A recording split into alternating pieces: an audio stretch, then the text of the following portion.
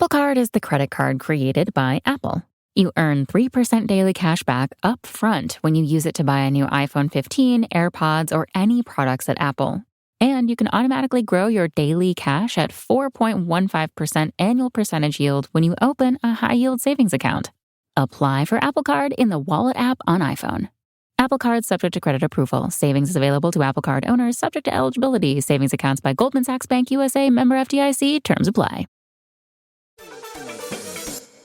In sports, the scoreboard doesn't tell the full story, but Netflix does. Stories about dads who happen to be world-class quarterbacks and a battle for the heart, soul, and direction of the multi-billion-dollar business of F1. Whether you're a diehard fan or you're brand new, Netflix has the stories for every type of fan. You can watch these incredible sports stories like Quarterback, F1 Drive to Survive, Untold, and many more now on Netflix. Serie A Chronicles is a Media Chronicles production.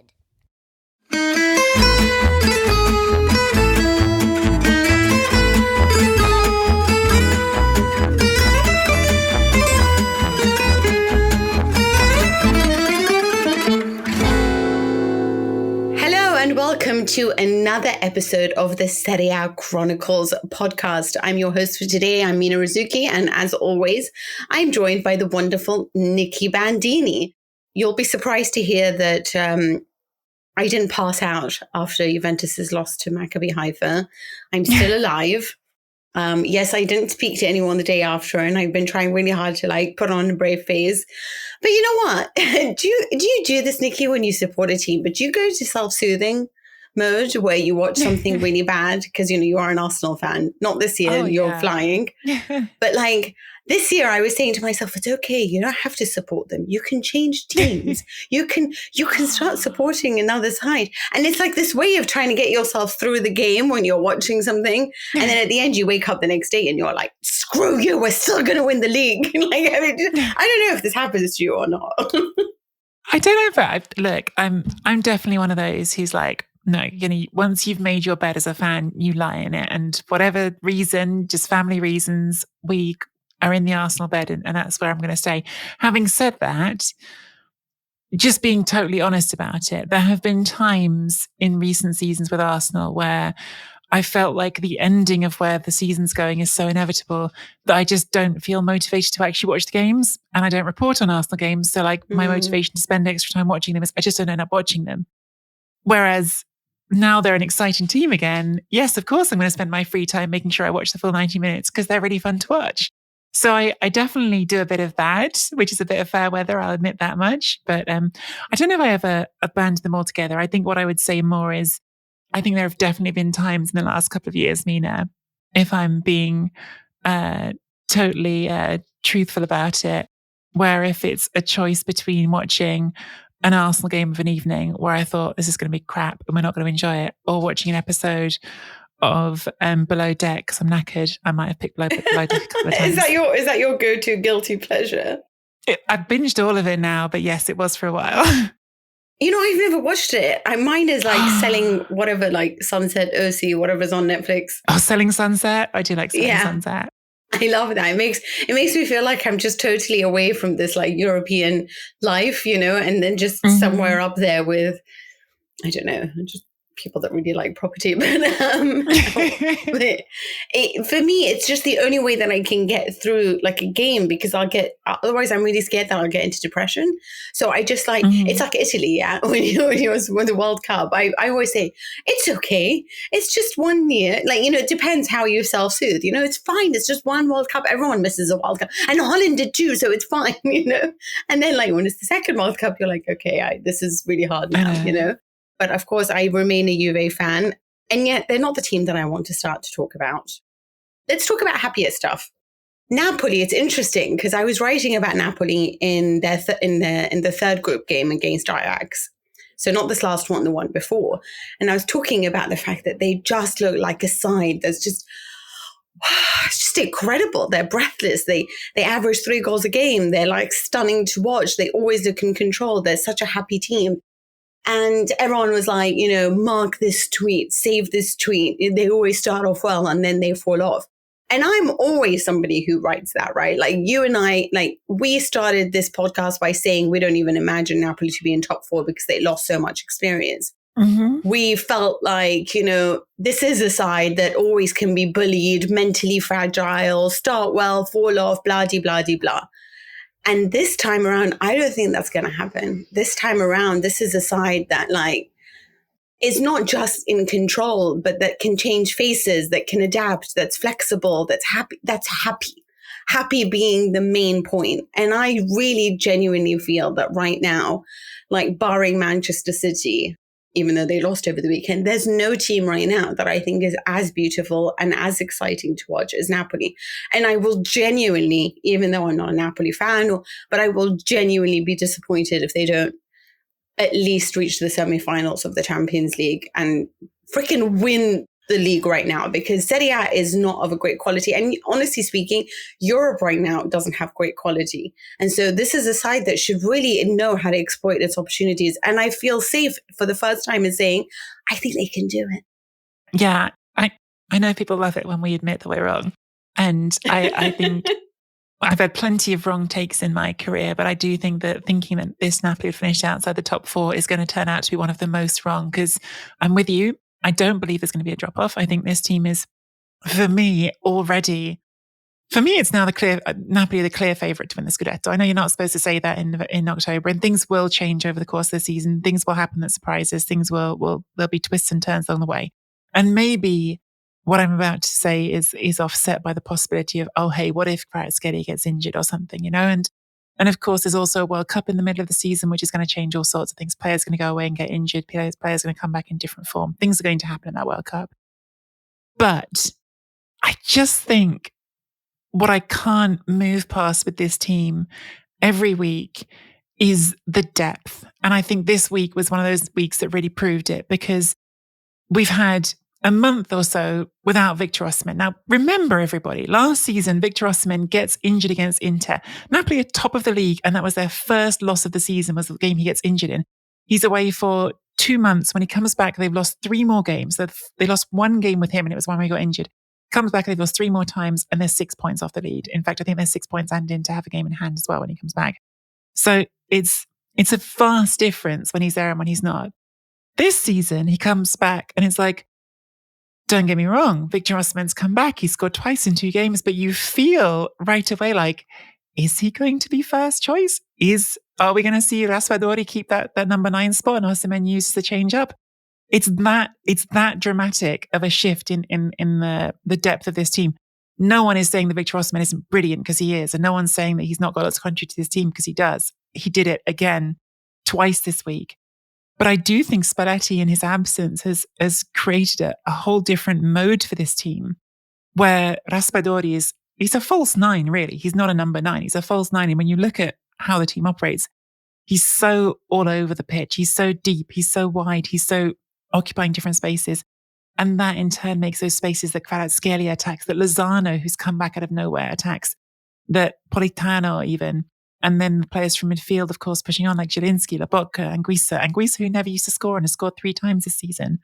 And the truth is, probably somewhere in the middle, probably there will be some sort of mixing up. Spalletti, I love sometimes Spalletti, when he's bullish, just makes me want to laugh a lot. And in the pre-game press conference before this game, where one journalist was asking him, like, oh, is it going to be difficult managing these different players? Now you've got all these different options up front. And he just went, no, managing the attack is easy. And I just thought, I love the sort of way you've put that. Just like, no, it's easy. Don't be stupid. I've got these brilliant attackers. I'm going to do brilliant things with them.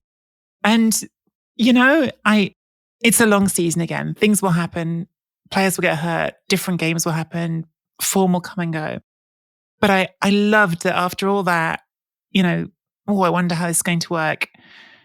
Victor Osimhen comes out after the game, gets asked about Raspadori, and he goes, I adore Raspadori. He's someone who I loved even when he was at Sassuolo. I'm so happy he's here. We get on great, and I want great things for him.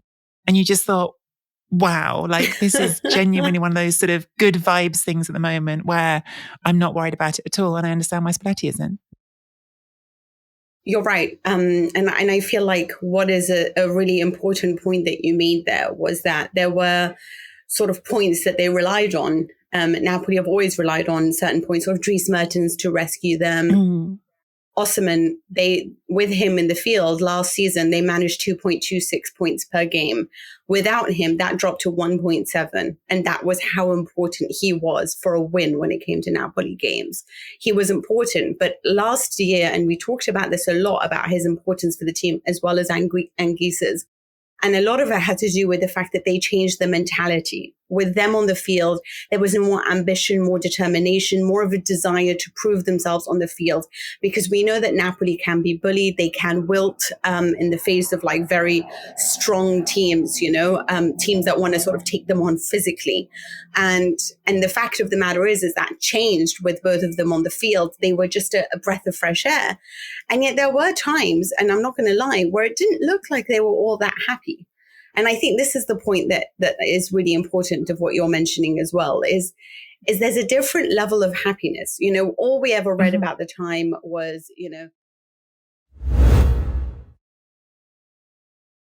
I think I feel the Juventus players that I heard speaking, and I think Allegri said similar after the game, were right in the, let's not get ahead of ourselves. We've won a game. We've had a really rough time recently. Let's take it one step at a time. And I think that's the right way they've got to be. They need to be humble about it, because this was a low week. And I appreciate, because we do these podcasts once a week. We didn't have a chance to speak right after Maccabi together. And it was bad. It was really bad. And I always sort of feel slightly uncomfortable with these games where you're talking about a team, because there's two teams in the game, right? And for Maccabi, that was a historic night, their first Champions League group win in, is it ever or a long time? I'm sorry, I can't remember.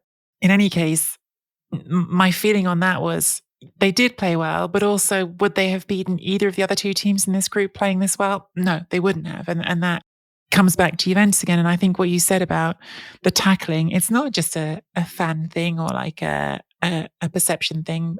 It's feels to me as someone who's not a fan, like it's actually really abstract and important. Like Juventus haven't got no bite. And I go back to the game against Monza. Sorry, not against Monza, against Milan, when Bonucci just lets Brahim Diaz go past him. You think, Bonucci, like of everyone, like you're the old head here. You know what's going on. Foul him. Just foul him. And actually, of course, Torino, we've talked about this with Ivan Juric, are an interesting measure of this, because Torino under Ivan Juric have actually been one of the teams that's committed like the most fouls in the whole division. And that has been part of their identity as a football team under Juric. We will be up in your face. We will disrupt play high up the pitch so you can't build play from the back. Yes, we're going to give away a lot of free kicks. We're going to try to be very cute about knowing when and where to do those fouls so that we don't give away too many yellow cards and don't get everyone sent off. But we're going to be really, really physical and aggressive. And so I'm certainly not, as I just said, in the camp of, they've won and everything's fixed. But this was an important measuring stick, was can you play in a physical game and do it? And they've shown that they can. Now the question is, why weren't you doing it before? And what will it take to get a physical performance out of you every game? And even that won't fix everything, because to me, the creation still isn't there. You mentioned it, Mina, like it wasn't like they were generating 100 shots in this game. But start from there. And if you can at least be that Juventus, then I think you can do something. And I think there was sort of some encouraging individual performances within this, and in that sort of seeing that mentality. I think actually the midfield, Locatelli, Rabiot, much maligned Rabiot, did their part. I thought Danilo had a good game. Bremer as well, playing against Sol Club. One notable absentee from this 11, Mina, was Bonucci, and Bonucci reportedly has been asking for a transfer. That's been sort of put out in the last day. How do you sort of feel about that? And do you think it's a credible report, this report that Bonucci's looking to get out? What I find weird is that he hasn't come out to talk about it, because that is a very Bonucci thing to do, to come out and say no. He had written a letter to the fans to apologize for their performance against Maccabi Haifa. And his report with Allegri, which I know is something that's talked about because it was never great, it is slowly improving. And Allegri felt like he has taken a lot of the losses almost personally. And he said that. He said, he's really been suffering. So I didn't want to play him straight away. It seems like, on brand for Bonucci to jump ship when things are going wrong, which is what happened the first time around, right, when he left for Milan. But I genuinely don't believe like he would do that again. I don't think he's very happy. I don't think very many players are happy. I'll be honest with you. And I think why there are certain levels, like Vlahovic performed very well, Kostic performed very well, Milinkovic-Savic performed very well to Torino as well. And that had to do with the fact that their coach from the national team was there. And I hope it wasn't just for them. But what I liked so much, and here's the thing, I don't care if Vlahovic scores goals. Frankly speaking, if he doesn't score a goal again, I'm all right with it. Weirdly enough, that's not what I care about. I care about the fact that when Keane missed a huge opportunity and I wanted to punch him in the face, Vlahovic actually went over and consoled him. And I would like that. I want to see a team that is happy for one another, that doesn't shout at one another or berate one another, but is there for each other.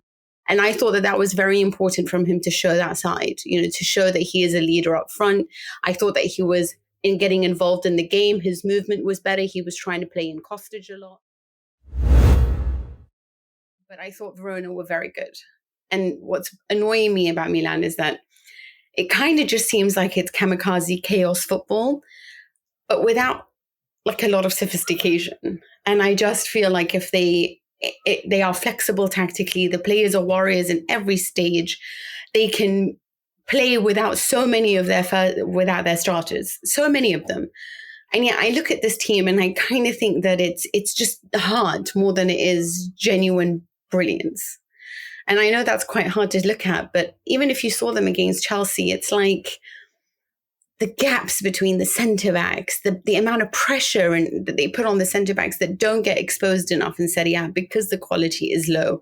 Like this team against a good side, and we saw that against Chelsea, who aren't a very good side, but seem to have been all of a sudden made to look like one, is going to fall. And I don't talk to me about like red cards and all of this, at the end of the day, you can say that they've been hard done by and they're right to feel hard done by. But at the end of the day, it was a red card and that's just the way it is. That's the rules, But it's kind of like this kind of game where they're missing a lot in their midfield. And I just look at the fact that Kessier's absence has never, ever been like talked about enough. And I just don't understand why they haven't brought another body there. Who is filling the gaps for them? Teo bombs forward, right? Then you've got Tomori sometimes trying to bond forward too. You've got a whole team that's looking for a goal that just keeps massive gaps at the back. And it makes me uncomfortable to watch it. It's almost like it's annoying to watch it. And I just feel like there's nobody there that sort of, moves in the way that great midfields do, right? Even though they have Benacer and Tonali who are great, they're just not enough.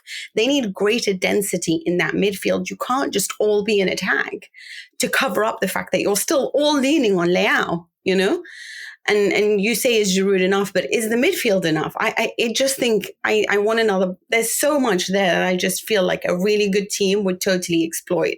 And I sort of don't understand why Inter, for example, is a good team, couldn't exploit that properly.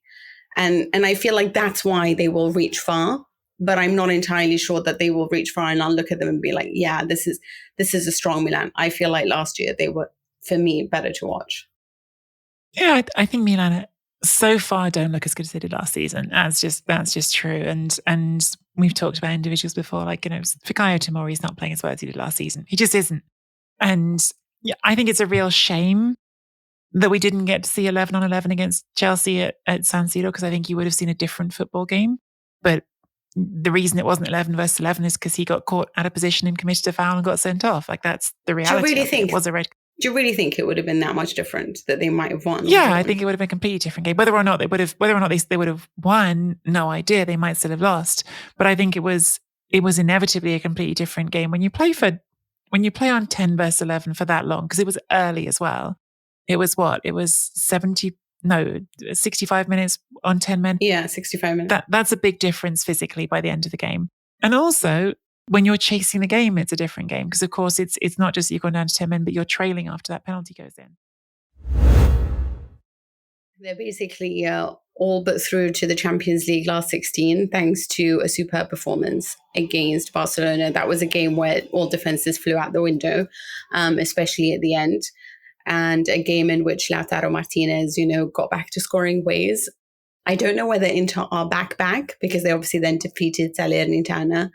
But they are certainly a team that have taken a huge step forward in terms of mentality and the way that they're thinking. You really do feel like they looked each other in the eye, like they like to write about, and have figured out where their problems are playing more for one another. But I also feel like it makes a difference when Inzaghi plays without fear and is choosing not Gagliardini in midfield.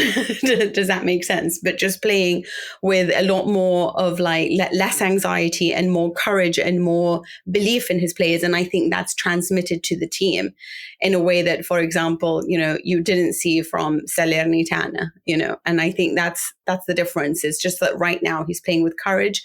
That's being translated beautifully. And I just want to say that Inzaghi is just 10 times better than what Xavi has managed. I don't care about what happened domestically. This is a guy who knows how to change when the game demands change. And for that, bravo, chapeau. Well, there's another element to this, Mina, which is not just about his work, which I agree with you on. But there's a thing that I was wondering about, and I've heard other people talking about this now, and it's a thorny question to raise because I am a big Brozovic admirer. I think Brozovic has been so good for such a long time for Inter, often not getting the acknowledgement. But who's been really good the last few games, filling his boots in that middle of the midfield, playing deeper than he did at Milan. Yeah, Çalhanoğlu. He's been really good. And I'm curious to know if you think that's part of this next evolution. Maybe it was because there's something in as well, this idea for me that when a manager comes in and takes over a project, which is what Inzaghi, of course, did last season, it's really difficult to evolve. Like if it's a successful project, if you're inheriting something successful, it's like, okay, here's this thing that works. Don't break it. Keep it exactly as it was. And of course, you can't keep it exactly as it was because that never works anyway. And then like anything you change is difficult. But now with Brozovic being injured, there's been like an enforced change. But maybe this ends up being the moment it becomes more Inzaghi. I don't know. What do you think? The thing with Brozovic is that he's consistently good, right? He barely gets a yellow card. And it performs at a high level in nearly every single match he plays. So you never feel like you're on an emotional train ride with him where one day it's going to be bad and one day it's going to be like explosively good, which is something that, for example, I feel with Leao as an attacking player. Like, I don't know what to expect from him sometimes, although now he's been a little bit more consistent. But Çalhanoğlu is one that I don't know if I can trust fully with my midfield. I would still prefer to have Brozovic there because I can lean on Brozovic and I know he will provide me with anything. But when Çalhanoğlu plays to his potential, because we know he has that, he's fantastic to watch. Become a member at patreon.com/Serie A Chronicles for regular bonus episodes and content. Sports Social Podcast Network. Go Ford for your next truck or SUV and find an easier way to buy with Woodhouse Ford today. And experience the convenience of buying with Woodhouse Ford. Lease a 2023 Ford Escape Active for $397 per month for 48 months and 7,500 miles per year. First payment and $299 doc fee due at signing. Security deposit waived. Tax, title, license extra with approved credit. Expires 12/04/2023.